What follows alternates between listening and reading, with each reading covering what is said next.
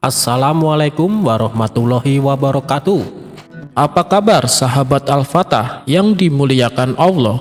Semoga kita dalam keadaan sehat, dilimpahkan rezekinya dan diberikan keberkahan dunia dan akhirat. Amin ya robbal alamin.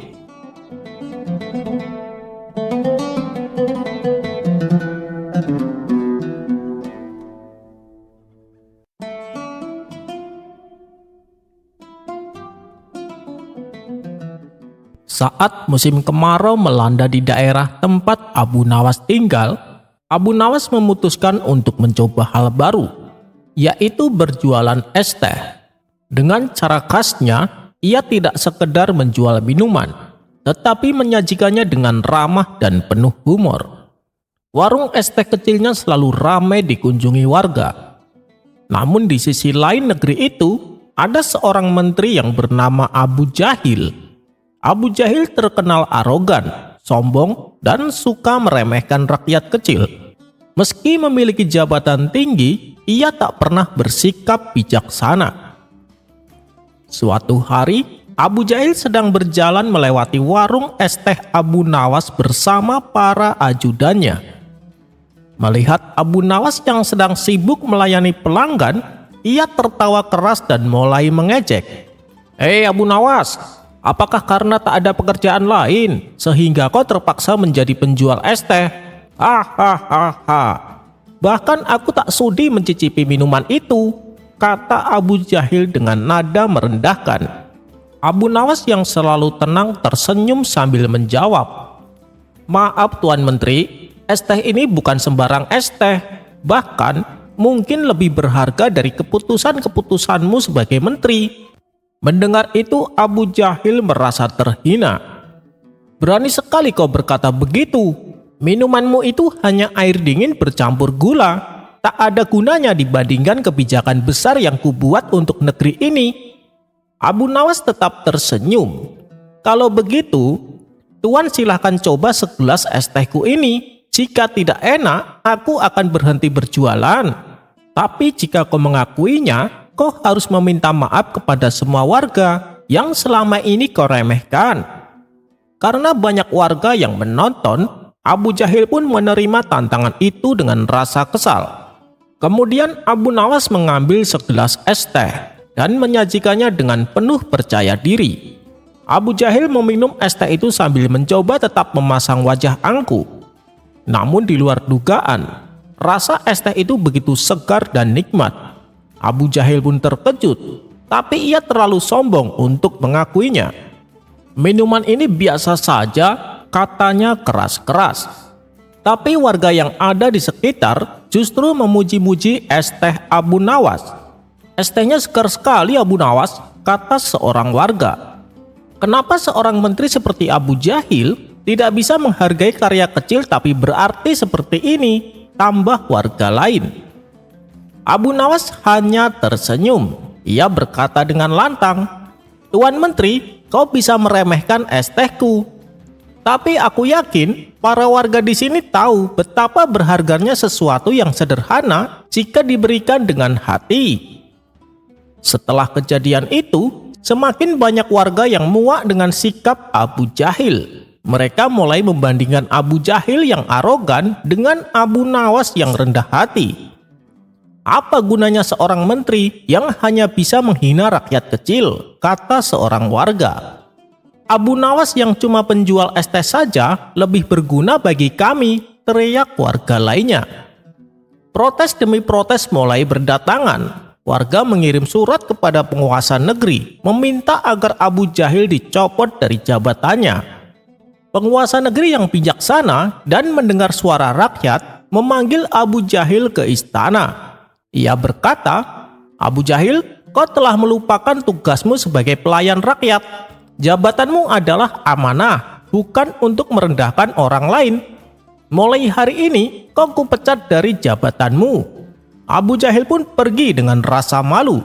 Sementara itu, Baginda Raja memanggil Abu Nawas ke istana dan memberinya penghargaan. "Abu Nawas, meski hanya berjualan es teh, kau telah mengajarkan pelajaran besar tentang kerendahan hati dan penghormatan kepada sesama. Teruslah menginspirasi rakyat dengan kebijaksanaanmu." Abu Nawas tersenyum dan berkata, "Es tehku memang sederhana, tapi rasa keadilan dan kebaikan selalu manis, Baginda." Warga bersorak gembira. Es teh Abu Nawas semakin laris, dan negeri itu pun kembali damai tanpa campur tangan Abu Jahil.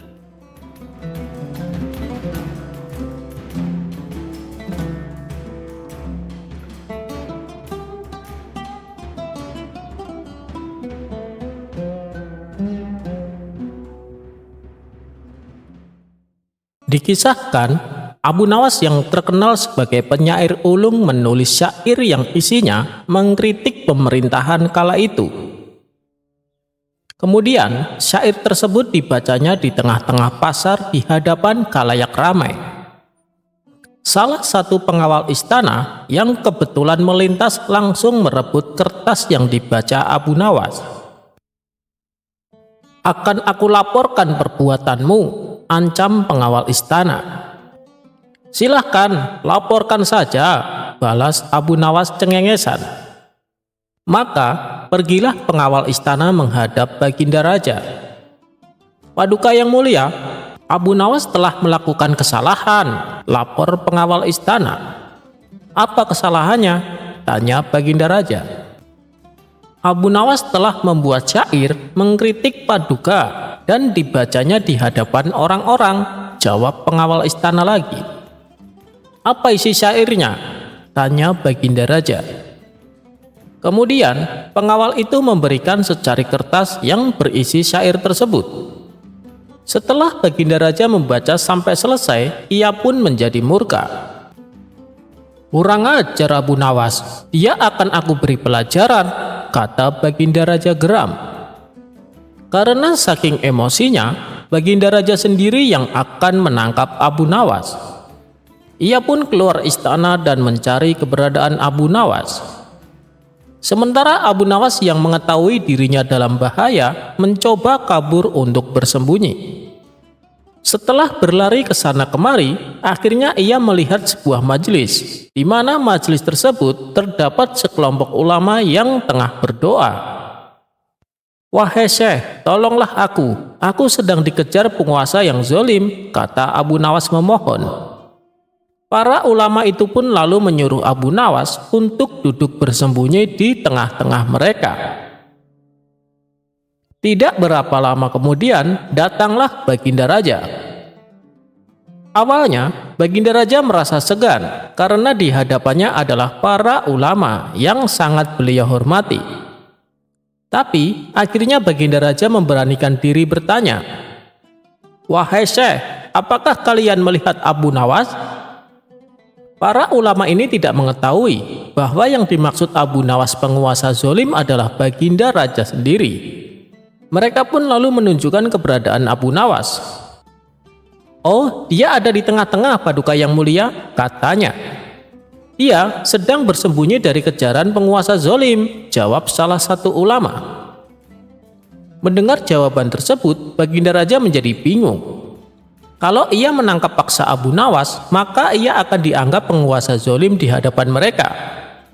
Sedang mereka adalah para ulama yang sangat alim dan dihormati di seluruh Baghdad. Dengan perasaan kecewa, Baginda Raja terpaksa mengurungkan niatnya dan pergi meninggalkan majelis tersebut. "Awas kau Abu Nawas, di lain waktu aku pasti akan menangkapmu," batin Baginda Raja. Untuk sementara waktu, Abu Nawas pun akhirnya bisa bernapas lega, karena pada hari itu Baginda Raja tidak jadi menangkapnya.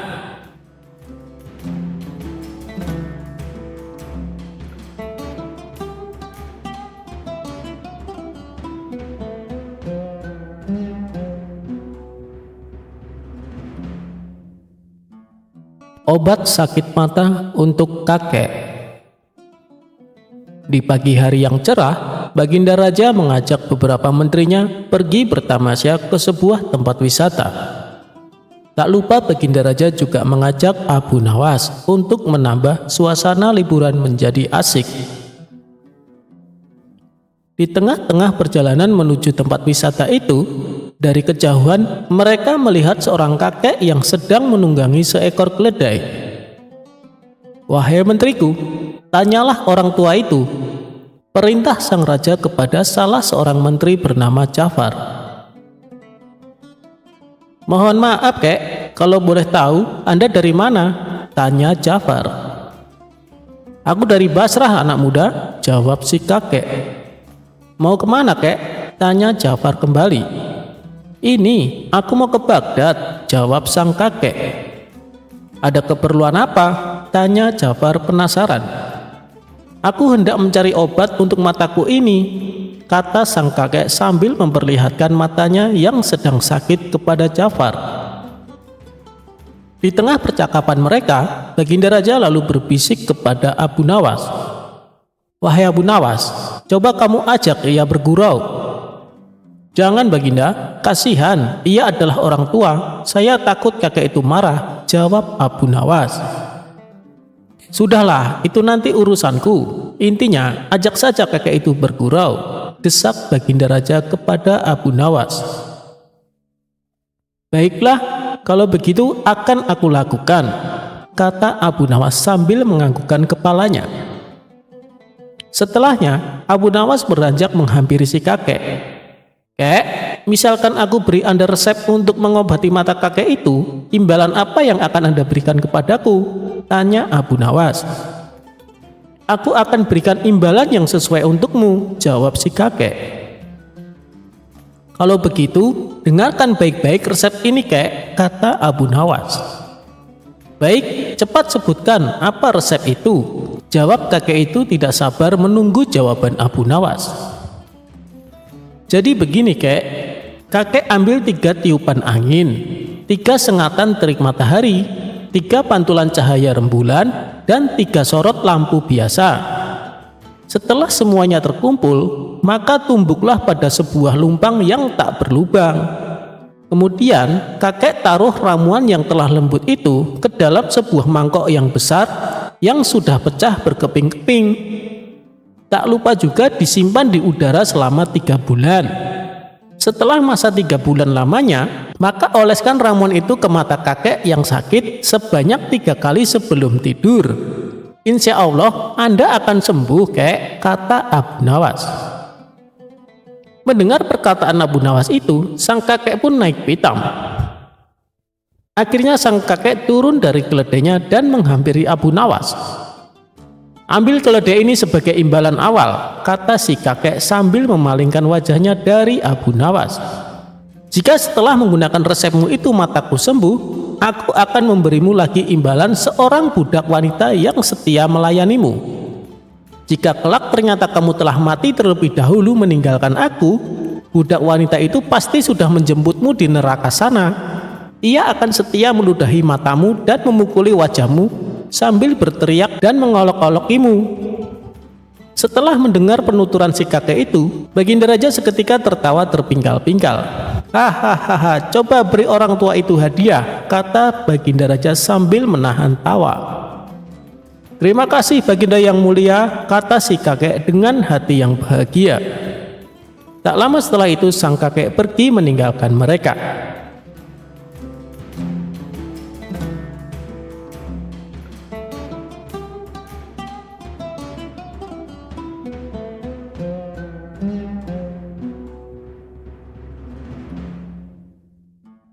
Dikisahkan ada seorang tokoh sufi yang terkenal dengan kealimannya.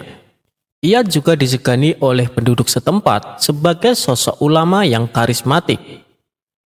Pada suatu ketika, dia mendengar nama seorang tokoh sufi dari Baghdad yang sering bersikap nyeleneh dan terkadang dianggapnya menyalahi syariat. Tokoh sufi tersebut bernama Abu Nawas. Meskipun demikian, Abu Nawas dianggap masyarakat sebagai tokoh sufi yang tinggi akan ilmu agamanya. Bagaimana mungkin seorang sufi yang tinggi ilmunya sering bersikap nyeleneh dan melanggar syariat? Pikir sang sufi merasa heran. Karena penasaran, ia pun berencana untuk pergi ke Baghdad menemui Abu Nawas. Maka pergilah ia ke kota Baghdad dan mencari alamat rumahnya. Setelah bertanya kepada beberapa warga, akhirnya sampailah ia di kediaman Abu Nawas. Kebetulan saat itu Abu Nawas tengah duduk santai di depan rumahnya. "Assalamualaikum, apakah Anda yang bernama Abu Nawas?" tanya sang sufi. "Benar, saya Abu Nawas. Lalu Anda siapa dan dari mana Anda? Karena sepertinya Anda bukan orang sini," ujar Abu Nawas. "Saya memang bukan orang sini, saya ini musafir dari negeri seberang," balasnya. Abu Nawas pun segera mempersilahkan masuk dan mengajaknya duduk di ruang tamu. "Kalau boleh tahu, ada keperluan apa Tuan mencariku?" tanya Abu Nawas lagi. "Saya akan tanya beberapa hal kepada Anda, apakah Anda keberatan?" kata sang sufi balik bertanya. "Oh, tentu saja tidak. Apa yang ingin Anda tanyakan?" ucap Abu Nawas mempersilahkan. Awalnya, sang sufi ini mengajak berdiskusi tentang ilmu agama, mulai dari hukum fikih sampai ilmu ketauhidan.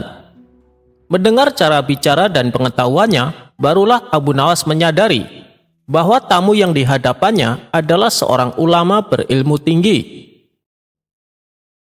"Wahai Abu Nawas, saya dengar Anda adalah seorang tokoh sufi yang katanya berwawasan luas tentang agama. Tapi saya juga dengar Anda sering bersikap nyeleneh dan terkadang menyalahi syariat," kata sang sufi. Abu Nawas hanya tersenyum mendengar perkataan tamunya tersebut. "Lalu apa yang membuat Anda risau? Bukankah tiap orang berhak dengan pendapatnya?" balas Abu Nawas. "Tentu saja boleh, tapi ada batas-batasnya Abu Nawas. Kalau Anda tidak menguasai suatu perkara, akan lebih bijak bila memilih diam," tutur sang sufi. "Jadi tujuan Anda datang kemari hanya untuk menceramai saya dan menegur saya?" tanya Abu Nawas. "Tujuan saya ke sini untuk menyambung silaturahmi sesama muslim dan saling mengingatkan manakala saudara muslimnya bersikap salah," jawab sang sufi. "Lalu, apa yang akan kau dapatkan dari perbuatanmu itu?" tanya Abu Nawas kembali. "Tentunya ini bernilai ibadah Abu Nawas. Insya Allah dengan banyak ibadah, kita akan masuk surga," jawab sang sufi. "Kamu tidak akan masuk surga," balas Abu Nawas. "Kenapa kau katakan itu? Bukankah manusia yang rajin beribadah seperti sholat, puasa, dan zikir akan masuk surga?" tanya sang sufi. "Ya, tetapi tidak akan masuk surga," jawab Abu Nawas enteng. "Kenapa kau berkata demikian?"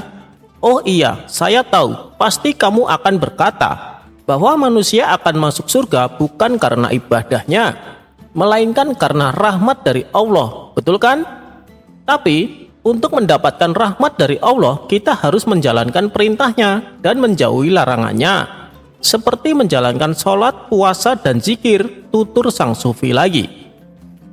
"Tidak juga, itu juga belum membuatmu masuk surga," jawab Abu Nawas. Mendengar hal itu, sang sufi mulai emosi. "Kamu memang benar-benar sesat Abu Nawas, kamu berani mengingkari hadis Nabi," bentak sang sufi. "Waduh, kenapa Anda buru-buru emosi? Sedangkan Anda belum mendengar penjelasan saya," balas Abu Nawas sambil tersenyum. "Baik, coba kau jelaskan. Kalau memang dengan rajin beribadah dan mendapatkan rahmat Allah, kau anggap tidak bisa masuk surga. Lalu perbuatan apa yang bisa membuat seseorang masuk surga?" tanya sang sufi menahan emosi. "Jadi begini, Anda harus mati terlebih dahulu. Tanpa kematian, mana mungkin manusia bisa masuk surga?" kata Abu Nawas menjelaskan. Mendengar penjelasan tersebut, sang sufi pun langsung menjadi malu. Hal itu sama sekali tak terpikirkan olehnya. Tak ingin menahan rasa malu berkepanjangan, sang sufi lalu mohon diri untuk pamit pulang.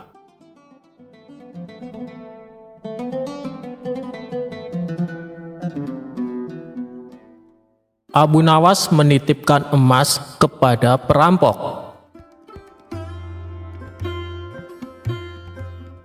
Dikisahkan ada seorang ketua perampok yang terkenal sadis dan kejam. Ia mempunyai puluhan anak buah yang juga tak kalah sadisnya. Mereka melakukan aksinya di tengah gurun pasir yang gersang jauh dari pemukiman penduduk. Bagi siapa saja yang melewati daerah kekuasaannya, maka akan bernasib sial, terutama rombongan kabilah yang membawa barang dagangan. Apabila ada yang berani menolak atau melawan saat dirampok, gerombolan perampok tersebut tak segan-segan untuk membunuhnya.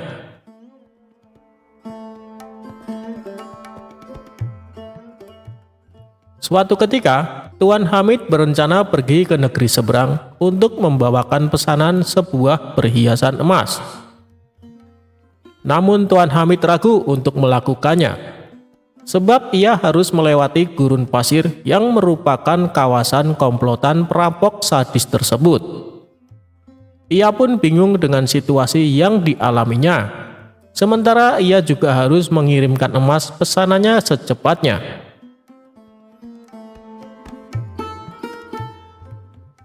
Setelah merenung agak lama, terlintas di benaknya sosok Abu Nawas. Semoga saja dia bisa membantuku, pikir Tuan Hamid. Ia pun lantas pergi menemui Abu Nawas. Sesampainya di rumah Abu Nawas, Tuan Hamid lalu mengungkapkan permasalahannya. "Wahai Abu Nawas, saya bingung dengan situasi yang sedang aku alami. Barangkali kamu bisa membantuku," pinta Tuan Hamid. "Masalah apa yang membuatmu bingung?" tanya Abu Nawas. "Begini Abu Nawas, besok aku harus mengirimkan perhiasan emas ke negeri seberang. Tapi aku takut karena harus melewati gurun pasir yang merupakan kawasan komplotan perampok sadis. Karena yang aku dengar, siapapun yang melewati daerah itu pasti hartanya dirampok sampai ludes. Kalau menolak akan dibunuh," ujar Tuan Hamid.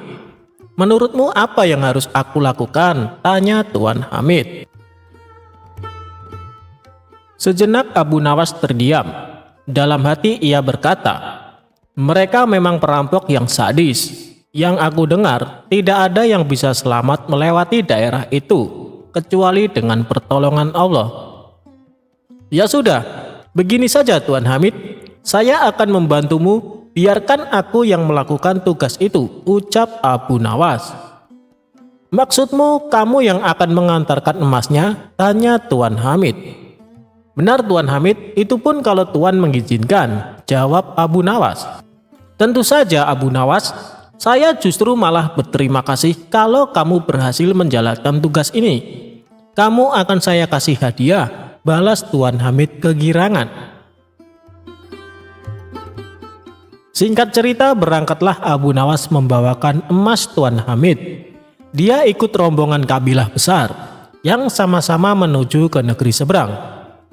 Saat tengah malam tiba, sampailah mereka di tengah gurun pasir yang merupakan daerah komplotan perampok sadis. Dari kejauhan Abu Nawas melihat ada gubuk kecil yang dihuni oleh satu orang.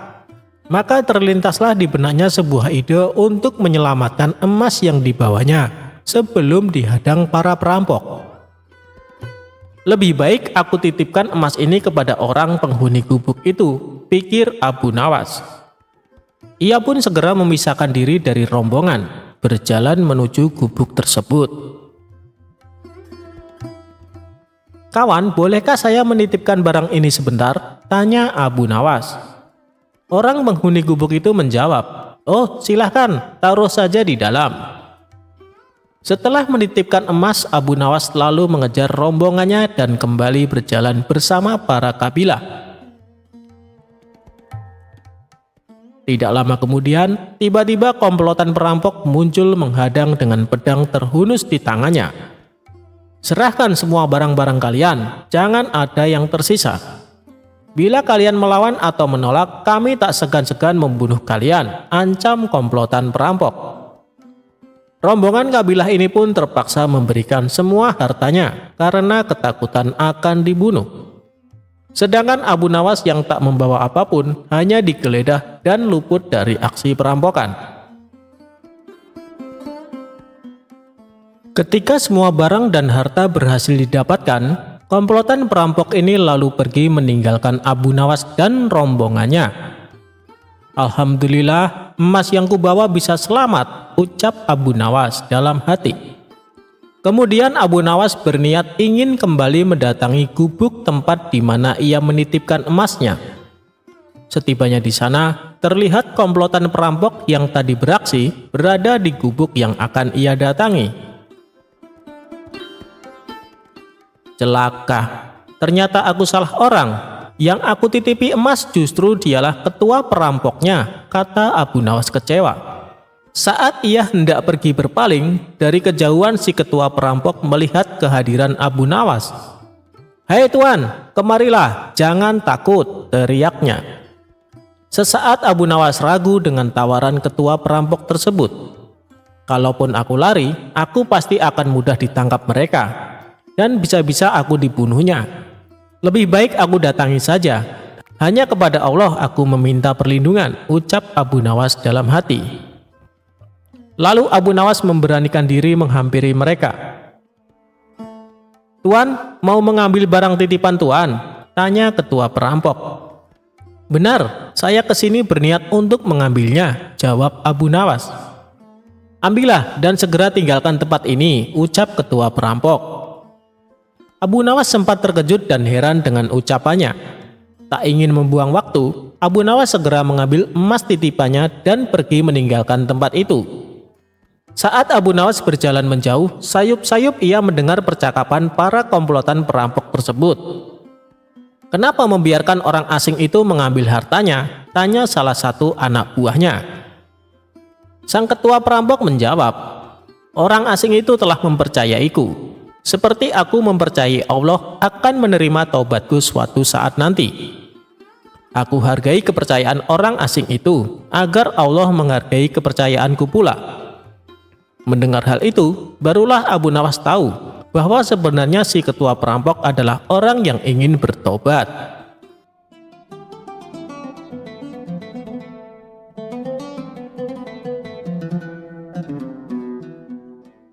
Abu Nawas menyuruh raja mencium pantatnya.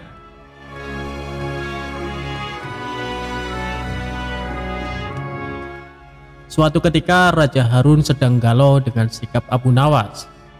Hal tersebut karena sikap Abu Nawas yang telah membuat raja malu di depan para pejabat kerajaan. Sehingga raja berniat membalas dendam dengan membuat jebakan terhadap Abu Nawas. Apabila Abu Nawas gagal menghadapi jebakan itu, maka sebuah hukuman akan diberikan kepadanya. Segera saja Abu Nawas dipanggil untuk menghadap raja. Setibanya di istana kerajaan, Abu Nawas langsung dicecar dengan sebuah pertanyaan.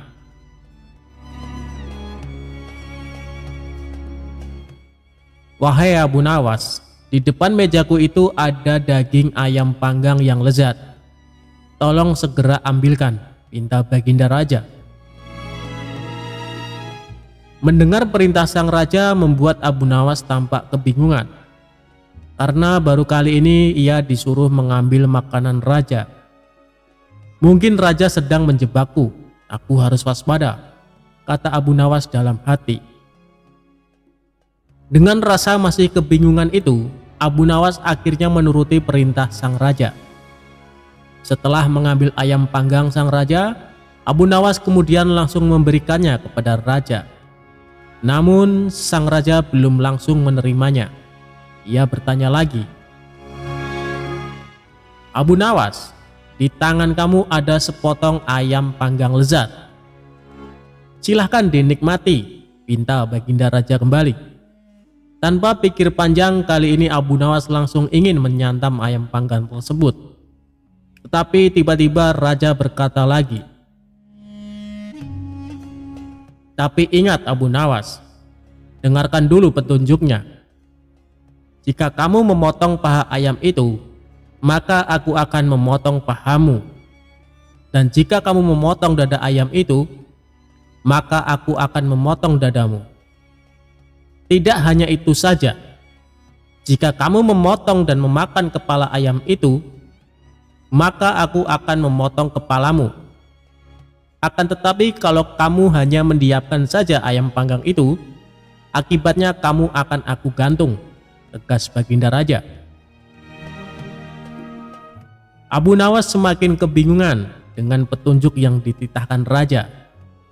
Dalam kebingungannya, ia semakin yakin jika hal itu hanya akal-akalan raja untuk menjebaknya dan kemudian bisa menghukumnya. Tidak hanya Abu Nawas yang tegang, semua pejabat kerajaan yang hadir di istana juga tampak tegang. Mereka hanya bisa menebak dalam hati tentang maksud dari perintah rajanya itu.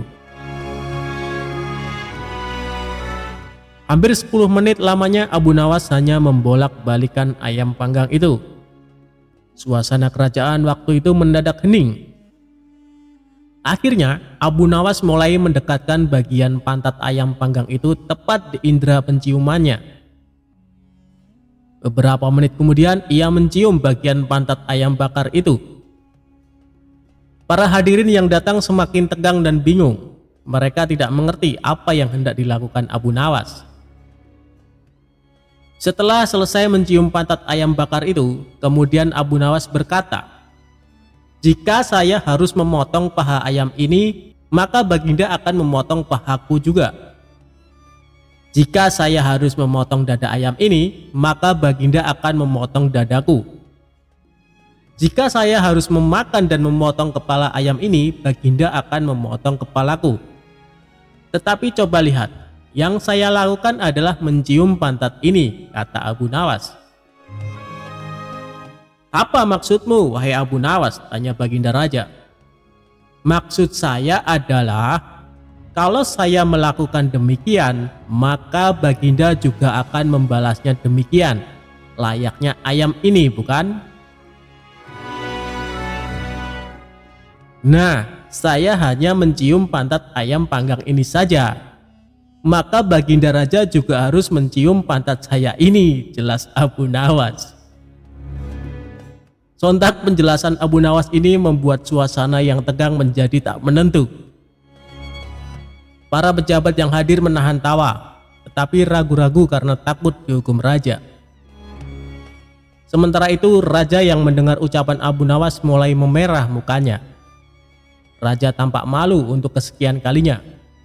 Untuk menutupi rasa malunya itu, beliau memerintahkan Abu Nawas untuk pulang dan membawa pergi ayam panggang yang lezat itu. "Wahai Abu Nawas, cepatlah pulang, jangan sampai aku berubah pikiran," kata raja. Setibanya di rumah, ia mengundang beberapa tetangganya untuk berpesta ayam panggang.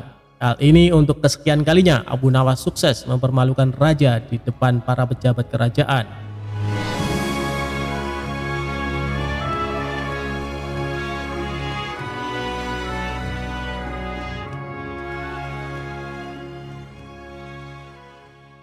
Ketika Abu Nawas membagi 5 butir telur kepada 3 orang dengan adil,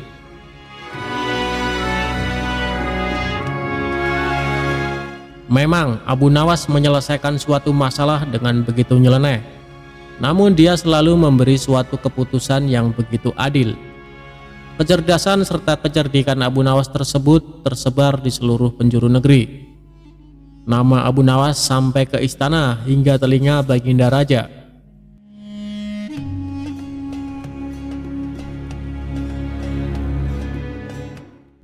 Suatu hari Baginda Raja mengumpulkan semua menterinya di suatu acara, serta menanyakan mengenai Abu Nawas. "Adakah di antara kalian yang paham dengan Abu Nawas?" tanya Raja mengawali pembicaraan. Mendengar pertanyaan Baginda Raja, seketika itu pula seluruh menteri yang hadir berdiri, sambil menundukkan kepala bertanda bahwa mereka juga mendengar nama Abu Nawas. "Apakah kalian tahu di mana Abu Nawas tinggal?" tanya Raja lagi. Kemudian salah satu menteri maju dan mengungkapkan bahwa dirinya tahu di mana Abu Nawas tinggal. "Hamba tahu tempat tinggal Abu Nawas, wahai Paduka yang mulia," kata menteri tersebut. Saat itu juga rasa penasaran Raja ingin mengetahui sosok Abu Nawas kian besar. Dia kemudian memerintahkan pengawal mempersiapkan kuda menuju rumah Abu Nawas. Rombongan raja berangkat dan membuat heboh para tetangga di sekitar rumah Abu Nawas. Sementara Abu Nawas sendiri masih terlihat santai di dalam rumahnya dengan handuk masih melilit karena mau mandi.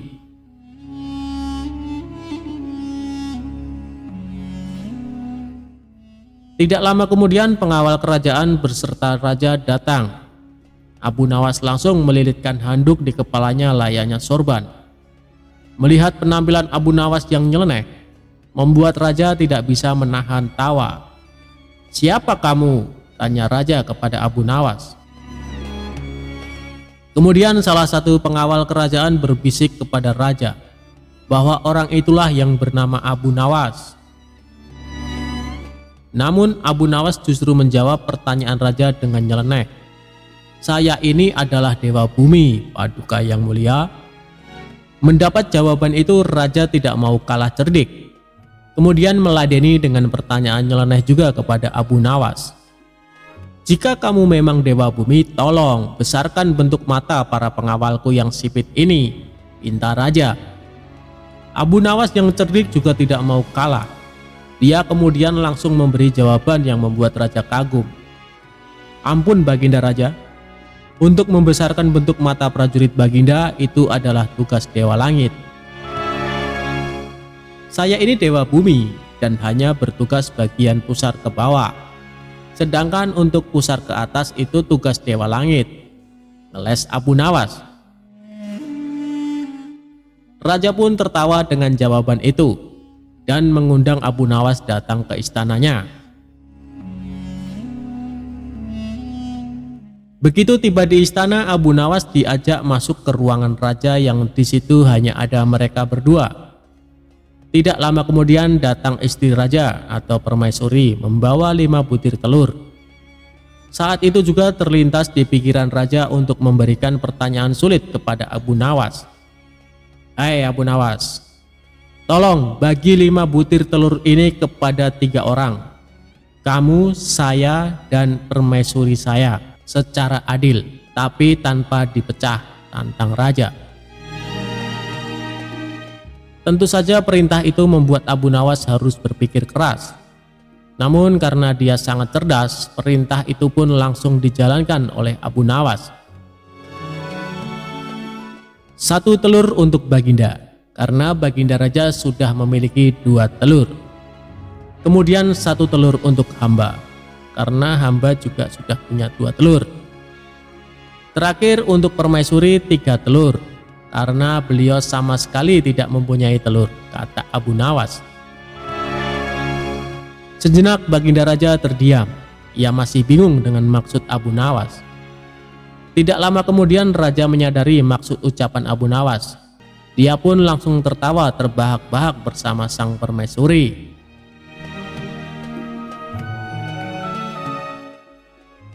"Kamu memang cerdas Abu Nawas. Ini ada hadiah untukmu karena telah berhasil membuat kami terhibur," ujar raja. Sejak saat itu Abu Nawas selalu diundang raja untuk menemaninya sekaligus memberikan pertanyaan sulit kepada Abu Nawas.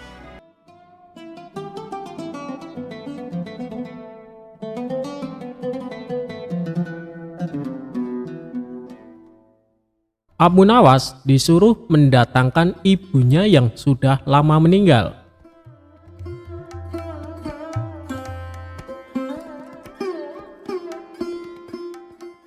Kisah ini dimulai pada saat Baginda Raja sudah lama tidak bertemu dengan Abu Nawas. Hal tersebut membuat Baginda Raja merasa galau dengan keadaan kerajaan yang sepi dan sunyi tanpa kehadiran Abu Nawas. Baginda tampaknya ingin mendengar cerita-cerita lucu Abu Nawas. Akhirnya Abu Nawas dihadirkan di istana kerajaan. Kemudian terjadi dialog antara keduanya. Setelah sekian lama berbincang-bincang, raja tiba-tiba saja ingin menguji kepandaian Abu Nawas. "Wahai Abu Nawas, besok pagi bawalah ibumu ke istanaku. Engkau akan aku beri hadiah 100 dinar, kata Baginda Raja. Mendengar titah rajanya membuat Abu Nawas sangat kaget. Bagaimana tidak? Karena raja sebenarnya sudah tahu kalau ibunya telah lama meninggal dunia. Bahkan raja sempat ikut melayat ke rumah Abu Nawas. Akan tetapi, karena iming-iming hadiah yang sangat menggiurkan itu, Abu Nawas justru menyetujui permintaan aneh dari raja tersebut. Setibanya di rumah, Abu Nawas langsung sibuk mencari seorang wanita tua yang kemudian nantinya akan dijadikan sebagai ibunya untuk dihadirkan ke istana. Setelah lama mencari, akhirnya Abu Nawas menemukan orang yang sedang diinginkannya itu. Abu Nawas lalu menjelaskan maksudnya kepada perempuan tersebut. Abu Nawas berjanji akan membagi hadiah kepada wanita itu dengan adil. Tanpa berpikir panjang, perempuan itu menyetujui permintaan Abu Nawas.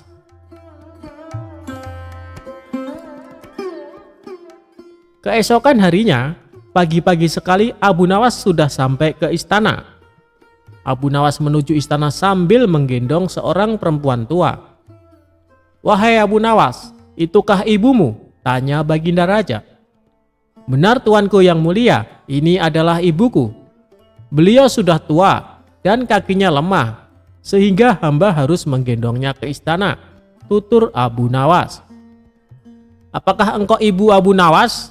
Ingat ya, kalau bohong maka akan kuhukum dirimu," tanya raja kepada perempuan tua tersebut.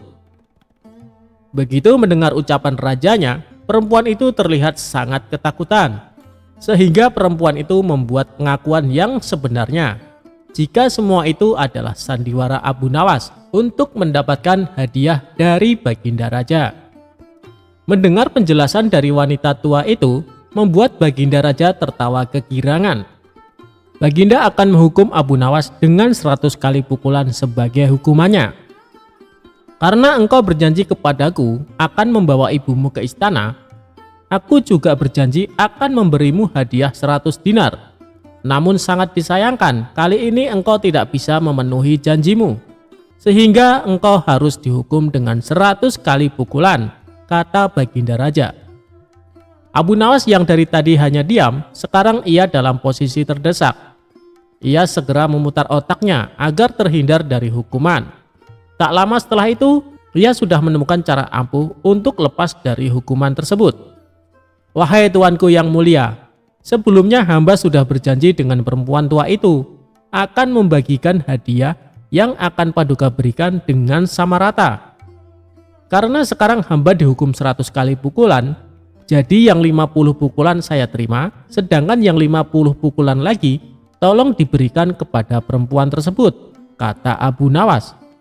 Dalam hati Baginda bergumam, jangankan dipukul 50 kali, dipukul 1 kali saja perempuan tua ini tidak akan mampu berdiri. Akhirnya Baginda mengambil keputusan bahwa uang yang 50 dinar diberikan kepada perempuan tua itu. Dalam keadaan tersebut Abu Nawas menyela rajanya. "Ampun beribu ampun Paduka, jika ibuku telah mendapat hadiah dari Paduka, tidak adil kiranya kalau anaknya ini dilupakan begitu saja," protes Abu Nawas. Baiklah, ini bagian untukmu," kata raja sambil memberikan 50 dinar kepada Abu Nawas.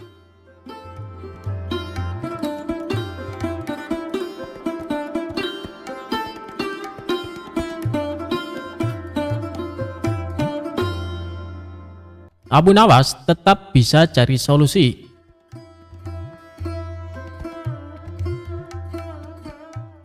Mimpi buruk yang dialami Baginda Raja tadi malam menyebabkan Abu Nawas diusir dari negerinya. Abu Nawas tidak berdaya. Bagaimanapun ia harus segera menyingkir meninggalkan negerinya hanya karena mimpi. Masih jelas terngiang-ngiang kata-kata Baginda Raja di telinga Abu Nawas. "Tadi malam aku bermimpi bertemu dengan seorang laki-laki tua. Ia mengenakan jubah putih. Ia berkata bahwa negerinya akan ditimpa bencana bila orang yang bernama Abu Nawas masih tetap tinggal di negeri ini. Ia harus diusir dari negeri ini, sebab orang itu membawa kesialan. Ia boleh kembali ke negerinya dengan syarat tidak boleh dengan berjalan kaki, berlari, merangkak, melompat-lompat, dan menunggang keledai atau binatang tunggangan yang lainnya.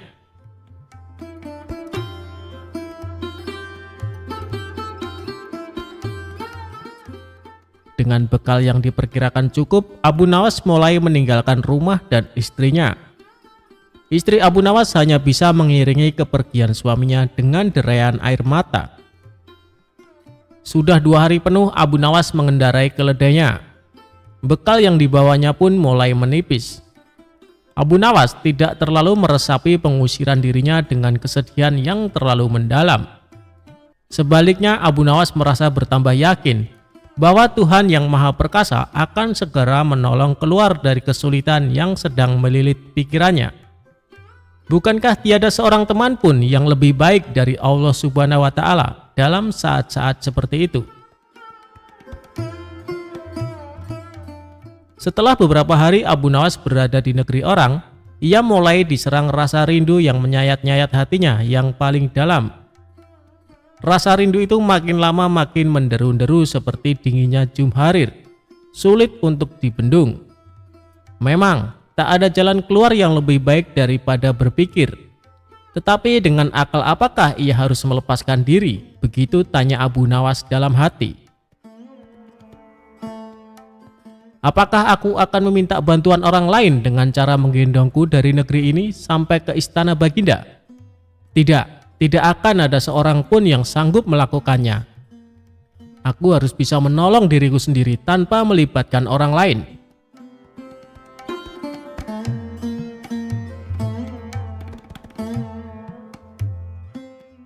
Pada hari ke-19, Abu Nawas menemukan cara lain yang tidak termasuk larangan Baginda Raja.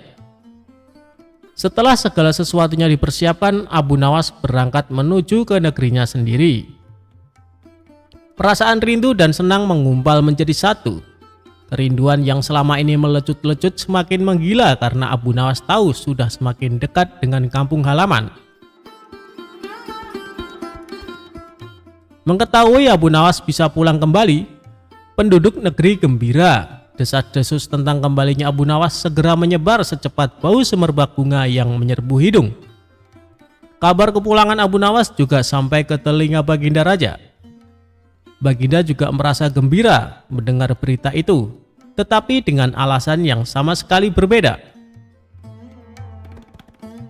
Rakyat gembira melihat Abu Nawas pulang kembali karena mereka mencintainya.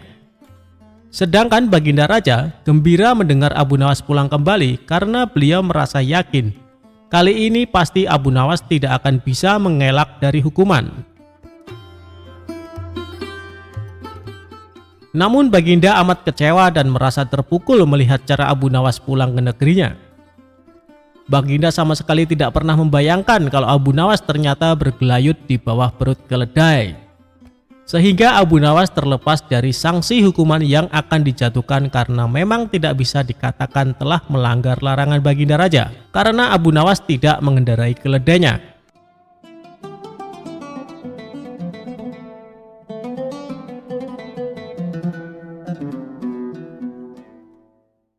Kisah Abu Nawas menjual rajanya untuk dijadikan budak.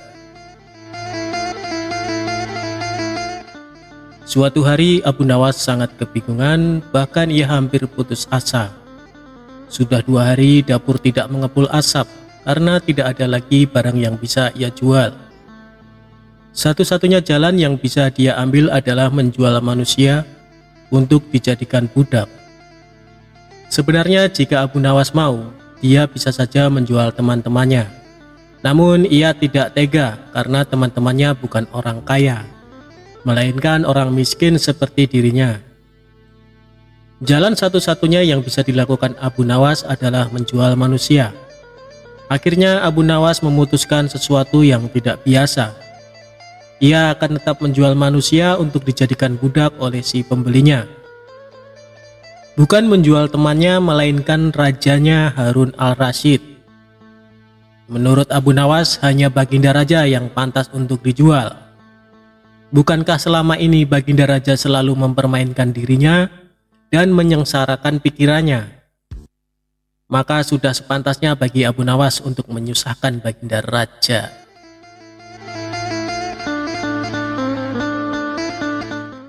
Abu Nawas mencari cara agar bisa menjual Baginda Raja Harun al-Rasyid. Ia pun mendapat ide dan menjumpai sang raja. "Ada sesuatu yang amat menarik yang akan hamba sampaikan hanya kepada Paduka yang mulia," ucap Abu Nawas. "Apa itu wahai Abu Nawas?" tanya Baginda langsung tertarik. "Sesuatu yang hamba yakin belum pernah terlintas di dalam benak Paduka yang mulia," kata Abu Nawas meyakinkan. "Kalau begitu cepatlah ajak aku ke sana untuk menyaksikannya," kata Baginda Raja tanpa curiga sedikit pun. "Tetapi Baginda," kata Abu Nawas sengaja tidak melanjutkan kalimatnya. "Tetapi apa?" tanya Baginda tidak sabar. "Bila Baginda tidak menyamar sebagai rakyat biasa, maka pasti nanti orang-orang akan banyak yang ikut menyaksikan benda ajaib itu," kata Abu Nawas. Karena memiliki keinginan besar dan rasa penasaran yang begitu besar, Baginda Raja bersedia menyamar jadi rakyat biasa. Melihat penyamaran sang raja berhasil, Abu Nawas dan Baginda Raja berangkat menuju ke sebuah hutan. Setibanya di sana, Abu Nawas mengajak Baginda Raja mendekati sebuah pohon besar dan rindang. Ia pun meminta sang raja untuk menunggu. Sementara itu, ia pergi menjumpai seorang badui yang pekerjaannya menjual budak. Abu Nawas mengajak pedagang budak itu untuk melihat calon budak yang akan dijual kepadanya agak jauh. Abu Nawas enggan menjumpai sang raja dan merasa tidak tega. Sementara itu, Abu Nawas beralasan calon budak yang akan dijualnya adalah teman dekatnya sendiri. Setelah pedagang budak itu memperhatikan dari kejauhan, ia merasa cocok. Abu Nawas pun membuatkan surat kuasa yang menyatakan bahwa pedagang budak sekarang mempunyai hak penuh atas diri orang yang sedang duduk di bawah pohon rindang itu. Abu Nawas pergi begitu menerima beberapa keping uang emas dari pedagang budak. Baginda Raja masih menunggu Abu Nawas di bawah pohon rindang tersebut, sampai tibalah pedagang budak menghampiri dirinya. Baginda Raja merasa heran, mengapa Abu Nawas tidak juga muncul dan mengapa ada orang lain selain dirinya dan Abu Nawas. "Siapa engkau?" tanya Baginda Raja kepada pedagang budak. "Aku adalah tuanmu sekarang," kata pedagang budak itu agak kasar. Tentu saja pedagang budak itu tidak mengenali Baginda Raja Harun al-Rasyid dalam pakaian yang amat sederhana. "Apa maksud perkataanmu tadi?" tanya Baginda Raja dengan wajah merah padam. "Abu Nawas telah menjual engkau kepadaku dan inilah surat kuasa yang baru dibuatnya," kata pedagang budak dengan kasar. "Abu Nawas menjual diriku kepadamu?" kata Baginda makin murka. "Ya," bentak pedagang budak. "Tahukah engkau siapa aku ini sebenarnya?" tanya Baginda geram. "Tidak, dan itu tidak perlu," kata pedagang budak seenaknya. Lalu ia menyeret budak barunya ke belakang rumah. Sultan Harun al-Rasyid diberi parang dan diperintahkan untuk membelah kayu. Baginda Raja merasa heran dengan semua yang diperintahkan. Ia melihat begitu banyak tumpukan kayu di belakang rumah badui itu, sehingga memandangnya saja Sultan Harun al-Rasyid sudah merasa ngeri, apalagi harus mengerjakannya.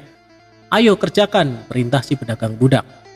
Meski ia merasa kebingungan dengan semua, Sultan Harun al-Rasyid mencoba untuk melakukan perintah dari tuan barunya.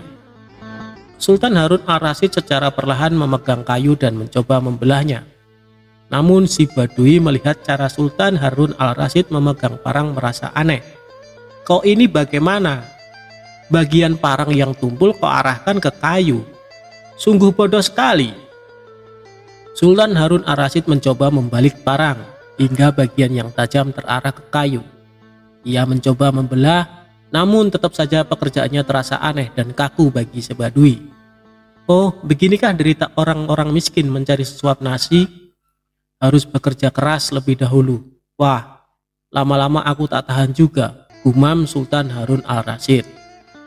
Si badui menatap Sultan Harun al-Rasyid dengan pandangan heran dan lama-lama menjadi marah. Ia merasa rugi barusan membeli budak yang bodoh. "Hei badui, cukup semua ini, aku tak tahan." "Kurang ajar, kau budakku harus patuh kepadaku," kata badui itu sembari memukul sang raja. Tentu saja raja yang tak pernah diperlakukan kasar itu menjerit keras saat dipukul kayu. "Hei Badui, aku adalah rajamu, Sultan Harun al-Rasyid," kata Baginda sambil menunjukkan tanda kerajaannya. Pedagang budak itu kaget dan mulai mengenal Baginda Raja. Ia pun langsung menjatuhkan diri sembari menyembah Baginda Raja. Sang raja mengampuni pedagang budak itu karena ia memang tidak tahu, tetapi kepada Abu Nawas Baginda Raja amat murka dan gemas. Ingin rasanya beliau meremas-remas tubuh Abu Nawas seperti telur.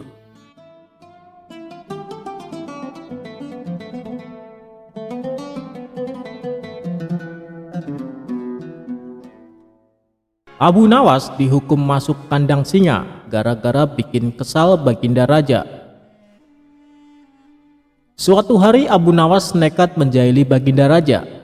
Kali ini usilnya tergolong kelewat batas, karena Baginda Raja hampir saja kehilangan nyawa. Akibatnya Baginda Raja menjadi sangat murka dengan ulah Abu Nawas itu.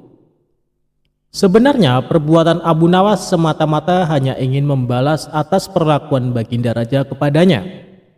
Karena bukan sekali dua kali saja Abu Nawas juga beberapa kali hampir celaka karena perbuatan usil Baginda Raja. Saat ini Baginda Raja diselimuti amarah yang sangat memuncak. "Cari Abu Nawas, tangkap dan bawalah ke sini," perintahnya. Beberapa pengawal kerajaan langsung berangkat menuju rumah Abu Nawas. Sesampainya di sana, mereka menangkap Abu Nawas dengan kasar. "Apa-apaan ini? Apa salahku?" tanya Abu Nawas ketakutan. "Kami diperintahkan Baginda Raja untuk menangkapmu. Kalau kamu menolak, kami tetap akan membawamu dengan cara paksa," jawab para pengawal. Abu Nawas pun hanya bisa pasrah. Ia kemudian digiring ke istana dihadapkan ke Baginda Raja. "Ampun Paduka yang mulia, kenapa hamba diperlakukan kasar begini?" tanya Abu Nawas. "Kamu jangan pura-pura tidak tahu, kamu telah membuat aku murka. Perbuatan usilmu kemarin hampir saja membuatku mati. Kamu keterlaluan dan sangat kurang ajar," jawab Baginda Raja penuh emosi. "Maafkan hamba Paduka yang mulia, hamba khilaf," ucap Abu Nawas. "Saat ini sudah tidak ada maaf bagimu, kamu harus dihukum mati," bentak Baginda Raja. "Lalu dengan cara apa hamba dihukum mati Paduka? Dipancung atau digantung?" tanya Abu Nawas. Bukan dengan cara seperti itu. Karena hukuman seperti itu hanya jadi bahan lelucon bagimu," balas Baginda Raja bertambah emosi.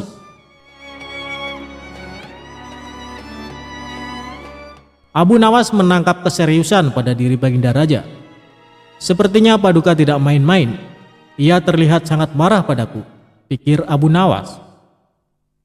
Bahkan para menteri dan prajurit menundukkan kepala. Tidak ada yang berani menatap Baginda Raja. "Hai pengawal, masukkan Abu Nawas ke kandang singa," teriak Baginda Raja memecah keheningan. Para menteri dan segenap prajurit terkejut mendengar perintah tersebut. Karena walau bagaimanapun Abu Nawas adalah sosok yang baik. Sering berjasa mengungkap kasus-kasus di dalam istana yang sulit terpecahkan. Mereka tidak sampai hati melihat Abu Nawas tewas mengenaskan diterkam singa buas. Tapi karena ini adalah titah Baginda Raja, tidak ada seorang pun yang berani menentangnya. Lalu seorang penasehat istana berkata, "Ampun Paduka yang mulia, apakah tidak berlebihan hukuman yang diberikan? Bukankah lebih baik bila Abu Nawas dihukum penjara saja?" ujar penasehat istana coba membela Abu Nawas. "Kalau tidak suka dengan keputusanku, kau boleh ikut dengan Abu Nawas," hardik Baginda Raja. Sang penasehat istana hanya terdiam, ia tidak berani membantahnya. Sementara Abu Nawas tertunduk lesu mendengar keputusan tersebut, tubuhnya langsung lemas dan gemeteran. Namun, ketika hendak dimasukkan ke kandang singa, Abu Nawas berkata, "Ampun Paduka yang mulia, hamba ikhlas menerima hukuman ini dan hamba sudah pasrah. Tapi berilah waktu hamba 3 bulan. Hamba ingin agar di akhir kematian disibukkan oleh amal ibadah." Sejenak Baginda Raja terdiam. Tidak beberapa lama kemudian Baginda Raja berkata, Baik, aku kabulkan permintaanmu.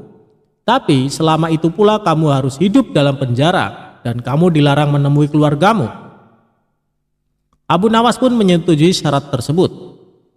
Kalau diperkenankan, bolehkah saya minta satu permintaan lagi, tutur Abu Nawas. Apa permintaanmu? Tanya Baginda Raja.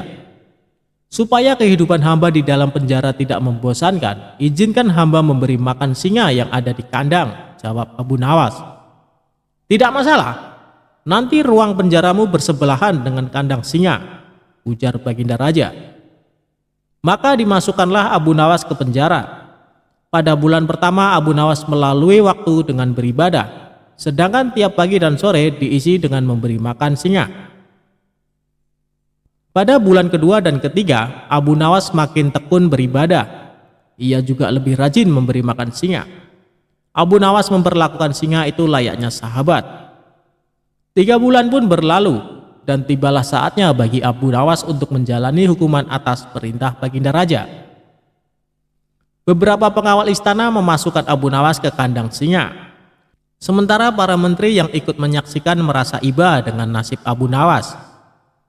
Tapi tiba-tiba terjadi peristiwa tidak terduga saat Abu Nawas berada di dalam kandang singa. Singa tersebut tidak menerkam, tapi justru menjilati kaki dan tangan Abu Nawas. Abu Nawas pun membalasnya dengan mengelus-elus tubuh dan kepala singa. Singa yang terkenal buas ini mendadak tunduk dan nurut kepada Abu Nawas. Sontak saja pemandangan itu membuat mereka yang hadir menjadi terkejut dan heran. Abu Nawas ternyata punya kesaktian, ujar salah satu menteri. Dikarenakan singa itu tidak menerkam, akhirnya Abu Nawas dikeluarkan dari kandang singa dan disuruh menghadap Baginda Raja. Hai Abu Nawas, kenapa singa itu tidak mau menerkammu? Kamu punya kesaktian apa? Tanya Baginda Raja merasa heran. Sama sekali hamba tidak punya kesaktian, Paduka, jawab Abu Nawas. Tapi kenapa singa itu tidak memakanmu? Tanya Baginda Raja lagi. Begini Paduka yang mulia, selama 3 bulan ini hamba rutin memberi singa itu makan dan minum. Dan hamba juga memperlakukan dia dengan baik. Oleh sebab itulah hamba tidak dimangsanya. Sebab dia pikir hamba adalah orang yang berjasa bagi dia. Padahal hanya 3 bulan hamba memperlakukan dia dengan baik. Dia memang seekor singa yang buas, tapi dia tahu balas budi. Buktinya dia tidak memangsa hamba. Sedangkan Paduka sendiri bertahun-tahun hamba mengabdi kepada Paduka dan berjasa bagi istana ini. Tapi hanya karena satu kesalahan, Paduka begitu tega menjatuhkan hukuman mati kepada hamba, tutur Abu Nawas menjelaskan. Mendengar hal itu, Baginda Raja pun menyadari akan kesalahannya. Maafkan aku Abu Nawas, aku telah berbuat khilaf. Baiklah, sekarang kamu boleh pulang, dan ini ada hadiah uang untukmu dan keluargamu. Terimalah sebagai rasa terima kasihku karena telah menyadarkanku, ujar Baginda Raja.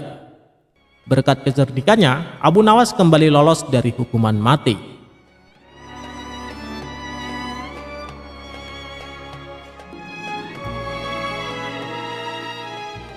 Suatu ketika Raja Harun sedang galau dengan sikap Abu Nawas. Hal tersebut karena sikap Abu Nawas yang telah membuat Raja malu di depan para pejabat kerajaan. Sehingga Raja berniat membalas dendam dengan membuat jebakan terhadap Abu Nawas. Apabila Abu Nawas gagal menghadapi jebakan itu, maka sebuah hukuman akan diberikan kepadanya. Segera saja Abu Nawas dipanggil untuk menghadap Raja. Setibanya di istana kerajaan, Abu Nawas langsung dicecar dengan sebuah pertanyaan.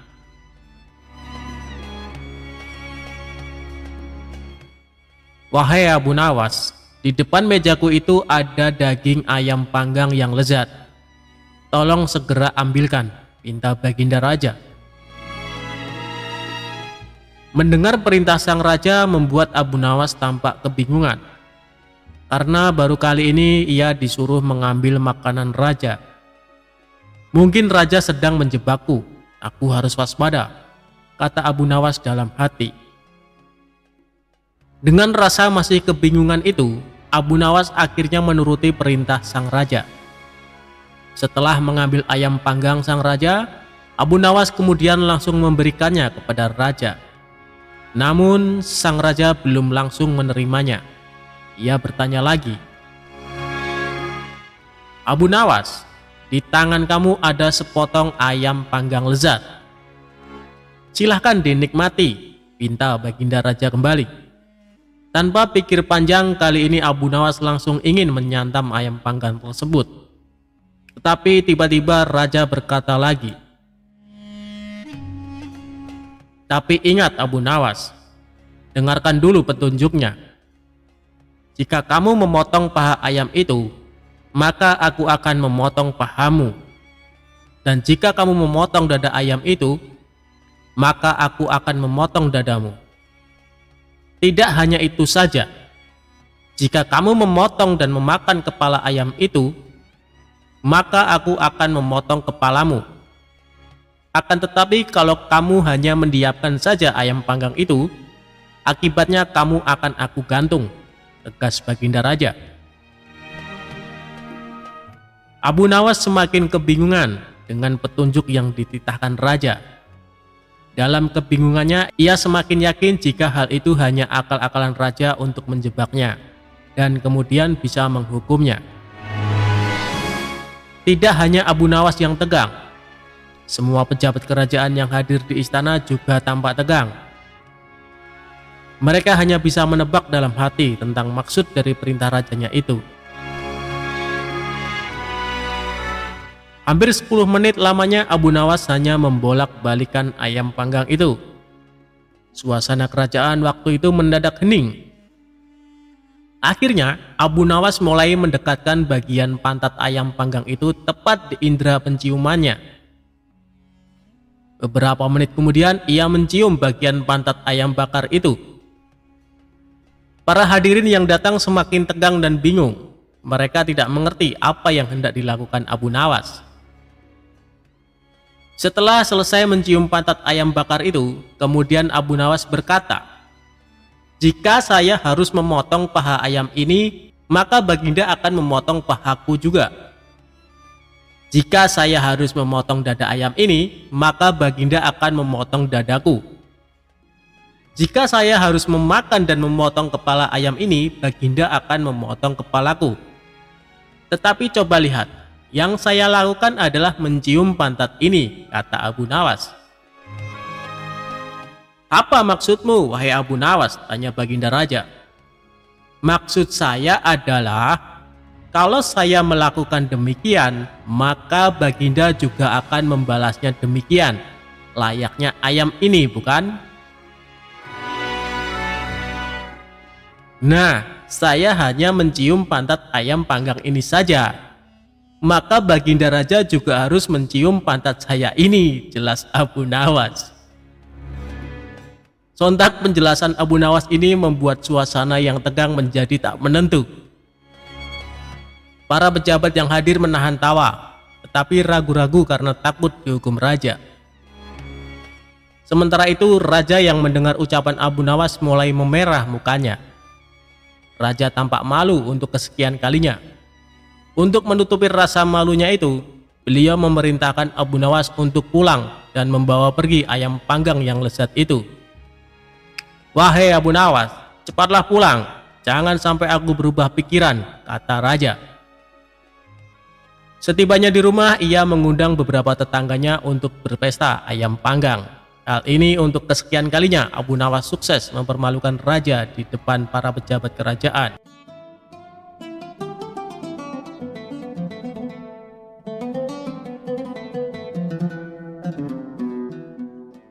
Abu Nawas sembuhkan sakit cintanya sang pangeran.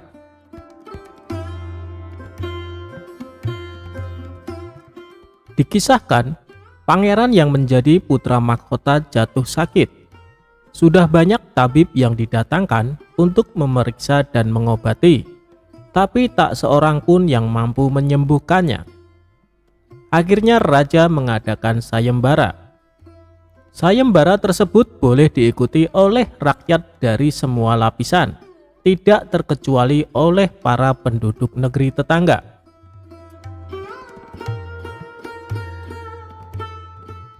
Sayembara yang menyediakan hadiah menggiurkan itu dalam waktu beberapa hari berhasil menyerap ratusan peserta. Namun tak satu pun dari mereka berhasil mengobati penyakit sang pangeran.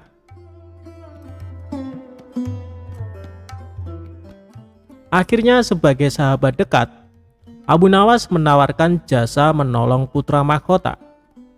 Baginda Raja pun menerima usul itu dengan penuh harap. Abu Nawas sadar bahwa dirinya bukan tabib atau dokter. Maka dari itu, ia tidak membawa peralatan apa-apa.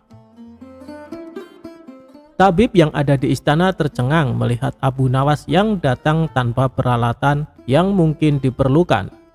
Mereka berpikir, mungkinkah orang macam Abu Nawas ini bisa mengobati penyakit sang pangeran? Sedangkan para tabib terkenal dengan peralatan yang lengkap saja tidak sanggup. Bahkan penyakitnya tidak terlacak. Merasa bahwa seluruh perhatian tertuju padanya, Abu Nawas tidak begitu mempedulikannya. Ia dipersilahkan memasuki kamar pangeran yang sedang terbaring. Dia menghampiri sang pangeran dan duduk di sisinya. Abu Nawas dan sang pangeran saling pandang. Beberapa saat kemudian setelah memeriksa keadaan pangeran, Abu Nawas malah meminta permintaan yang aneh. Ia berkata, "Saya membutuhkan seorang pria tua yang di masa mudanya sering mengembara ke pelosok negeri." Permintaannya pun dikabulkan oleh kerajaan. Orang tua yang diinginkan Abu Nawas didatangkan. Orang tua itu duduk di sebelah Abu Nawas untuk memenuhi permintaannya. "Sebutkan satu persatu nama-nama desa di daerah selatan," perintah Abu Nawas kepada orang tua itu. Ketika orang tua itu menyebutkan nama-nama desa di bagian selatan, Abu Nawas menempelkan telinganya ke dada sang pangeran. Kemudian Abu Nawas memerintahkan agar menyebutkan bagian utara, barat, dan timur. Setelah semua bagian negeri disebutkan, Abu Nawas mohon agar diizinkan mengunjungi sebuah desa di sebelah utara. Raja pun merasa terkejut dengan permintaan Abu Nawas. "Aku mengundang kamu ke sini bukan untuk bertamasya," kata raja. "Hamba tidak bermaksud berlibur yang mulia," jawab Abu Nawas. "Tetapi aku belum paham," sahut raja. "Maafkan hamba paduka yang mulia, kurang bijaksana rasanya bila hamba jelaskan sekarang," jelas Abu Nawas. Abu Nawas pun pergi selama 2 hari. Saat kembali dari desa itu, ia menemui sang pangeran dan membisikkan sesuatu. Kemudian menempelkan telinganya ke dada sang pangeran. Lalu Abu Nawas menghadap raja. "Apakah yang mulia masih menginginkan sang pangeran tetap hidup?" tanya Abu Nawas. "Apa maksud perkataanmu?" raja balas bertanya. "Sang pangeran sedang jatuh cinta pada seorang gadis di desa sebelah utara negeri ini," kata Abu Nawas menjelaskan. "Bagaimana kau tahu?" tanya raja.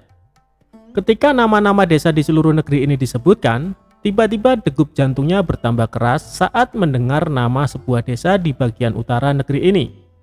Tetapi sang pangeran tidak berani mengutarakannya kepada baginda, terang Abu Nawas.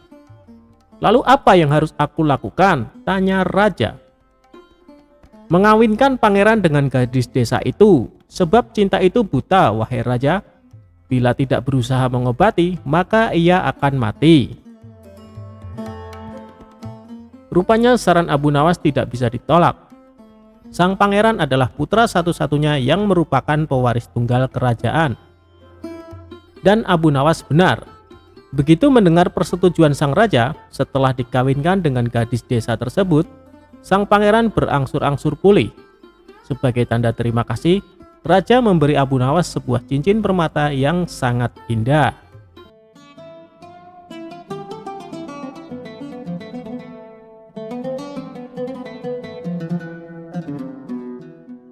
Abu Nawas dan buah anggur.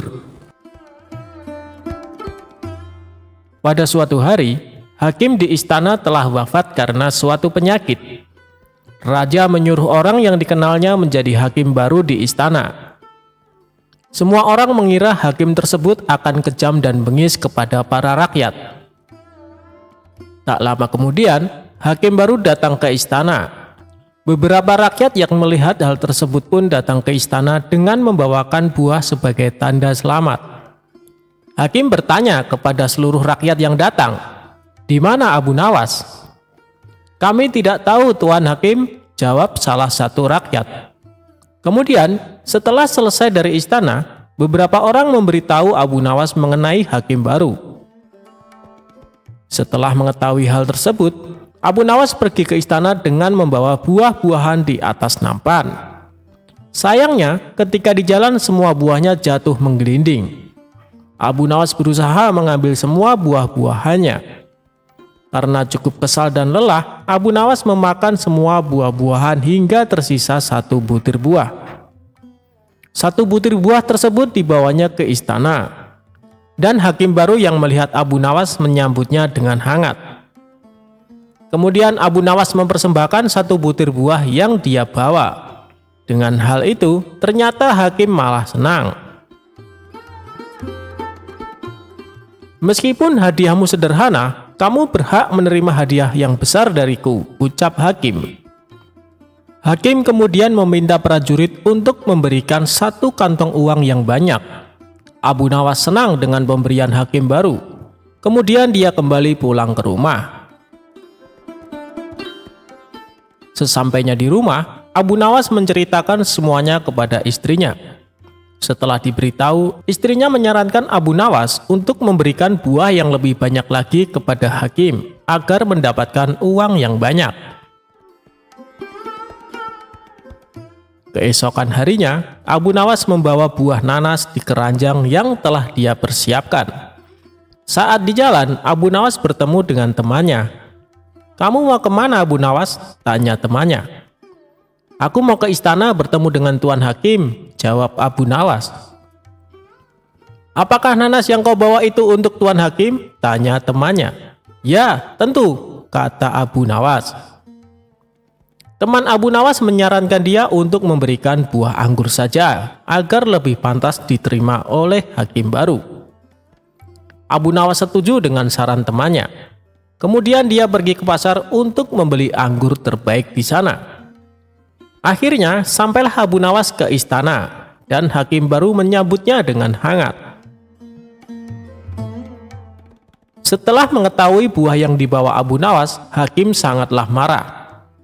"Kamu tahu kan saya paling benci dengan buah anggur?" ucapnya penuh dengan emosi. Kemudian hakim meminta prajurit untuk melempari buah anggur ke Abu Nawas. Ketika dilempari buah anggur, Abu Nawas malah berkata, "Alhamdulillah." Mendengar ucapan Abu Nawas berkali-kali, hakim merasa heran. Kemudian dia bertanya kepada Abu Nawas, "Abu Nawas, kenapa kamu terus mengucapkan Alhamdulillah ketika dilempari buah anggur?" tanya hakim. "Begini Tuan Hakim, awalnya aku ingin membawa 1 keranjang buah nanas untuk Tuan Hakim. Untungnya ada temanku yang menyarankan untuk membawa buah anggur saja. Bayangin coba kalau buah nanas yang dilemparkan bisa benjol kepala saya," jawab Abu Nawas cengengesan. Mendengar jawaban Abu Nawas, hakim terpingkal-pingkal mendengarnya. Kemudian dia diperbolehkan kembali pulang ke rumah.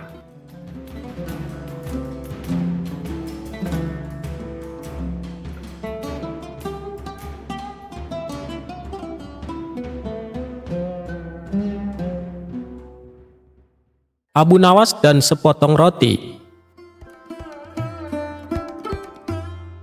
Alkisah, pada suatu hari kerajaan mengalami krisis ekonomi yang buruk. Karena sumber pendapatan kerajaan yang berasal dari pajak tidak memenuhi target. Kondisi kerajaan yang krisis ini membuat Baginda Raja geram. Kerajaan telah berhasil memperluas wilayahnya, namun krisis malah muncul dari pendapatan pajak. Akhirnya diadakanlah pertemuan di mana para menteri kerajaan hadir dengan membawa berbagai kertas laporan sesuai dengan bidangnya masing-masing. Baginda Raja memulai pembicaraan. "Wahai para menteri, bagaimana mungkin kerajaan ini memiliki infrastruktur yang rusak parah? "Kenapa hasil pertanian menurun?" tanya Baginda Raja. Semua menteri hanya bisa terdiam mendengar bentakan Baginda Raja. Mereka tak mampu menjawab, hanya memberikan kertas laporan kepada Baginda Raja. Karena sangat marah, Baginda Raja pun merobek kertas-kertas itu, dan ada juga yang disuruh memakan kertas itu. Abu Nawas yang juga hadir di pertemuan itu juga tak mampu berbuat banyak. Namun, beberapa saat kemudian, Baginda Raja memerintahkan Abu Nawas untuk menggantikan petugas pajak menghitung pendapatan pajak. Setelah beberapa saat, Abu Nawas maju ke singgasana raja dan membawa sepotong roti. Melihat hal itu, semua menteri terheran-heran dengan tingkah Abu Nawas.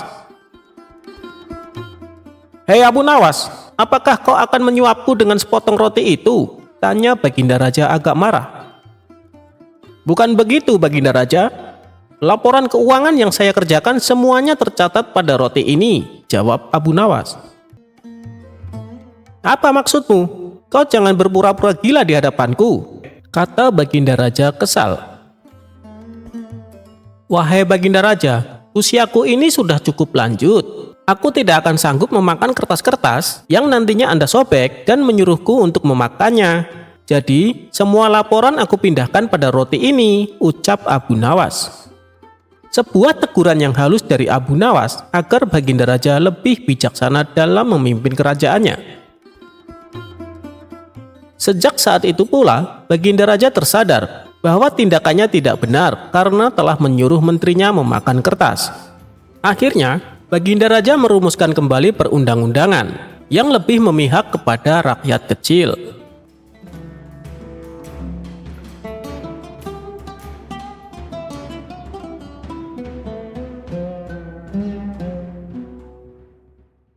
Bukan dihukum, Abu Nawas dipanggil Baginda Raja malah mendapat hadiah.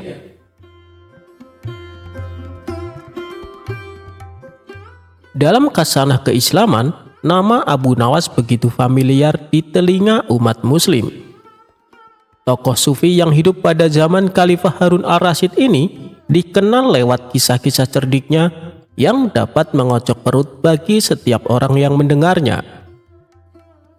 Karena kecerdasannya, Abu Nawas sering dipanggil Baginda Raja Harun untuk menyelesaikan masalah yang sedang dialami sang raja. Namun, karena kedekatan tersebut, banyak pihak yang merasa iri, terutama di kalangan istana kerajaan itu sendiri. Para menteri menilai jika sikap Baginda Raja terlalu berlebihan. Sebab status Abu Nawas hanyalah rakyat biasa yang tidak memiliki jabatan penting seperti mereka. Bukan hanya para menteri saja, sang istri Baginda pun begitu benci dengan sosok Abu Nawas. Alasannya karena sikap dan tingkah laku nyeleneh Abu Nawas membuatnya jengkel. Karena itu, sang permaisuri sering memanggil Abu Nawas ke istana hanya untuk memarahi Abu Nawas. Dalam sebuah kesempatan, saat Abu Nawas datang menghadap Baginda Raja, sang raja lalu bertanya kepada Abu Nawas, "Ngomong-ngomong, kemarin engkau dipanggil permaisuriku Abu Nawas?" tanya Baginda Raja. "Wahai Baginda Raja, benar sekali," jawab Abu Nawas. "Sudah kuduga, engkau pasti dimarahi dan dicaci maki seperti sebelumnya," tutur sang raja sambil tersenyum kecil. "Bukan Paduka," jawab Abu Nawas singkat.